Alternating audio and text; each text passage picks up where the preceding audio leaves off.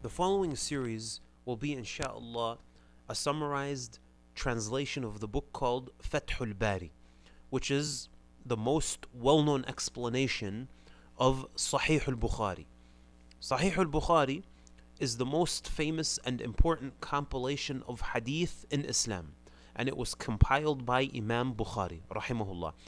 Now, before mentioning what Fath Al-Bari is, what it's about, and the author, I'm going to mention a few rules that will follow with this translation. Firstly, the goal is to summarize the translation of the meaning of each hadith, as it was explained and written by Ibn Hajar in the book, the author. It's not intended to be a verbatim explanation or a verbatim translation.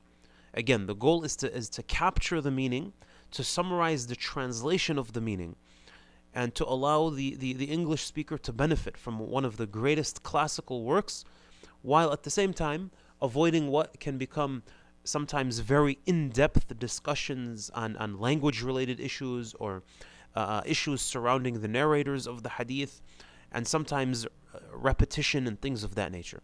So why this book? What's the significance? The scholars of Islam have agreed that the book called Al-Jami As-Saheeh, which was compiled by Imam Bukhari, is the most important of all hadith collections in Islam. Now, Imam Bukhari, just very briefly, because his biography is well documented for anybody who wants to know all the details, but very briefly, he was Abu Abdullah Muhammad ibn Ismail al-Bukhari. He was born at Bukhara in the year 194 after Hijrah, which coincides with the year 810 CE or Common Era, and he was of Persian origin. Al-Bukhari is said to have questioned and spoken to and benefited from more than 1,000 scholars of hadith of his time, who lived in places as far as apart as Nisabur, Hijaz, Egypt, Iraq. He traveled all those people while seeking the knowledge. Al-Bukhari, he used to also seek aid in prayer and make dua to Allah before recording anything. And he weighed every word that he wrote with very detailed and very excellent accuracy. He actually devoted more than a fourth of his life to the compilation of his Sahih. And again, it's generally considered by the Muslims as an authority second only to the Quran.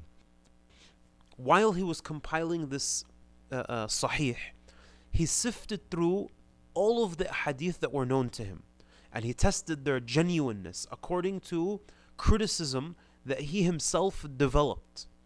So in the end, he selected approximately 7,300 hadith, or a little bit less than that, out of 600,000 hadith that were known to him. And he then arranged them according to their subject matter under separate headings. This is the compilation that will translate the explanation of. Now, who wrote the explanation, which is known as Fath Ul-Bari? The author is Ahmad ibn Ali ibn Hajar Al-Asqalani, and he was from the city of Asqalan, which is found in Palestine in Gaza. Ibn Hajar was born in the year 773 after Hijrah. So he, of course, lived hundreds of years after Imam Bukhari.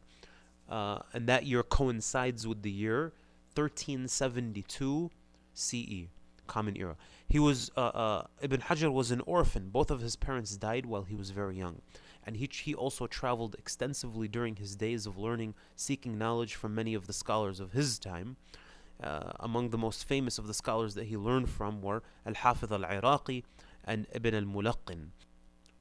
Ibn Hajar, similar to Imam Bukhari, had more than 800 teachers, and he even authored a book discussing his various teachers. Ibn Hajar, rahimahullah, is regarded as a rarity in the beautiful history of Islam. As Shaykh Al-Albani, rahimahullah, said about him, he said Ibn Hajar was the strongest of those ulama who had memorized hadith. And so there was no one equal to him with regards to his memorization and his precision. He reached such a rank that if the word Al-Hafidh is used alone, it's known to be referring to him. So if someone simply said Al-Hafidh, the reference would be to Ibn Hajar Al-Asqalani, rahimahullah.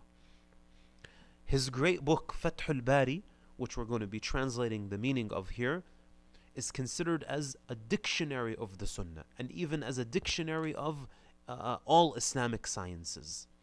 It's been said that this is a book that quenches the thirst of the seeker of knowledge. So with that, we end this very brief introduction, and we'll continue to the translation of the explanation of the first hadith from Fath Ul-Bari, bi-idhnillah.